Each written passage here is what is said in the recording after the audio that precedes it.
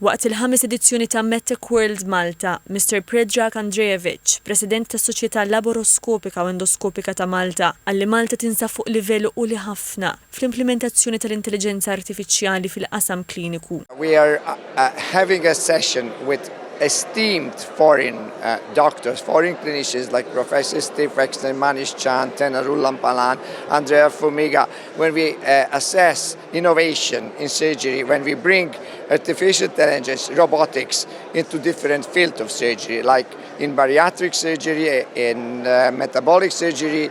We're switching from the single cuts to laparoscopy to endoscopy when you actually do not even have any cuts and do the procedure for the patient.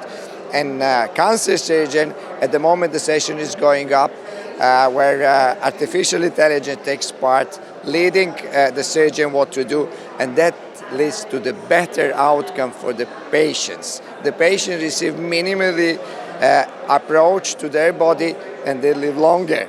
But it's precise tools, so we actually know where to cut, through which places to cut. Waqal li din it-teknoloġija mhux biss tnaqqas ir-riskju, imma ġib ukoll fejn aktar maġġel u binqas komplikazzjonijiet. Il-kap tal-Oppożizzjoni u tal-Partit Nazzjonalista Alex Borg sieħal strateġija nazzjonali ġdida li tqiegħed lil Malta fuq quddiem bħala ċentru tat-teknoloġija medika, is-saħħa diġitali u tkabbir ibbażat fuq l-innovazzjoni. Il-kap tal-Partit Nazzjonalista enfasizza li Malta trid tħares lejn mudell ġdid ta' kura tas-saħħa, ibbażat fuq prevenzjoni, dijanjosi bikrija u soluzzjonijiet teknoloġiċi avanzati. Irrimarka wkoll dwar il-potenzjal li għandu għawdex fit-tkabbir tal-industriji tal-medtech u l-innovazzjoni. F'dan il-kuntest qal li l-pajjiż irid jgħaddi minn sistema reattiva għal waħda preventiva. Appella liż-żgħażagħ biex ma jħallu lil ħadd jgħidilhom li għadhom żgħar wisq biex imexxu, jew li m'għandhomx esperjenza biex joħolmu jew ibidlu l-affarijiet. Is-Segretarju Parlamentari għaż-żgħażagħ, ir-Riċerka u l-Innovazzjoni Kita Tsoparditanti għalli l-Cancer Research and Innovation Hub Malta ġi rikonoxxut bħala European Cancer Mission Hub,